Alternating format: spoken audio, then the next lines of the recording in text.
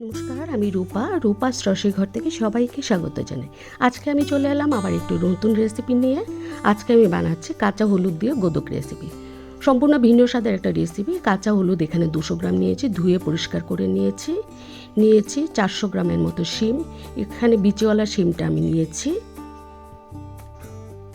আর নিয়েছি 3টে আলু ছোট ছোট পিস করে কেটে। এই হচ্ছে সবজিটা।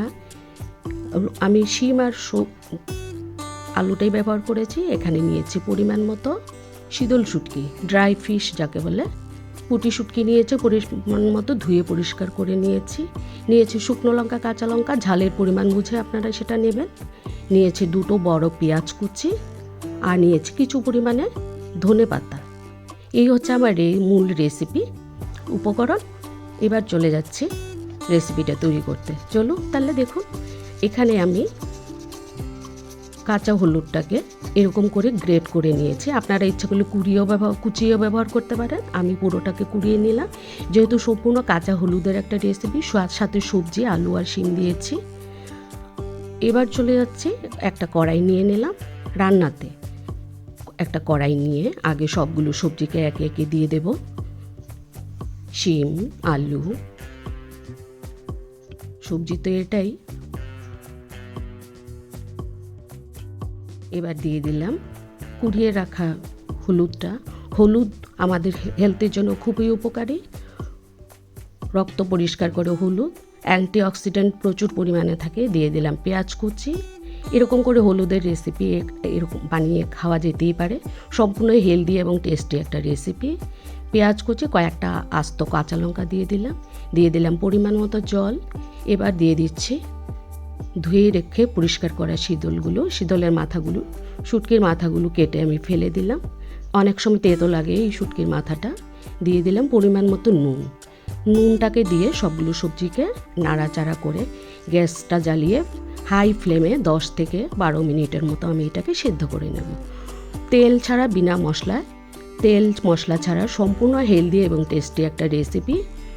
আমি গ্যাসটা জ্বালিয়ে ফুল হিটে 10 থেকে 12 মিনিটের মতো এটাকে সেদ্ধ করে নিয়েছি। ঢাকা তুলে দিয়ে এবার একটু নাড়াচাড়া করে মিডিয়াম আঁচে আরও 10 মিনিটের মতো এটাকে রান্না করে নেব, যতক্ষণ না জলটা শুকিয়ে যায়। খুব ইজি একটা রেসিপি, স্বাস্থ্যের জন্য খুবই উপকারী। দেখুন কালারটা খুব সুন্দর এসছে, আর আমার সবজিটা একদমই সেদ্ধ হয়ে গেছে। এবার গ্যাসে আরেকদিকে আরেকটা প্যান বসিয়ে দিলাম। দিয়ে শুকনো লঙ্কা, কাঁচা লঙ্কাগুলো নাড়াচাড়া করে একটু পুড়িয়ে নেব। আপনারা ইচ্ছা করলে কোনো একটা শিকে গেঁথো এটাকে পোড়াতে পারেন। এরকম করে ঝালটা দিলে, লঙ্কাটা পুড়িয়ে দিলে দুর্দান্ত টেস্টি একটা রেসিপি হয়। এবার দেখুন আমার সবজিটা কিন্তু একদমই শুকিয়ে গেছে। এখানে আমি একটা আদা ছোট টুকরো গ্রেট করে দেবো। আদা হজমে খুবই হেল্প হয়, পেটের জন্য খুবই উপকারী আদা। আমি যে কোনো সবজিতে আদা দেওয়ার চেষ্টা করি। এরকম করে আদাটাকে কুড়িয়ে সবজিটার সাথে মিশিয়ে আমি গ্যাসটাকে অফ করে দেবো।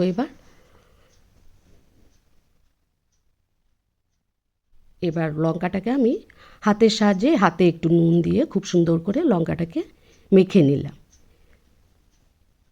এবার এই থেতো লঙ্কাটাকে মিশিয়ে দিলাম।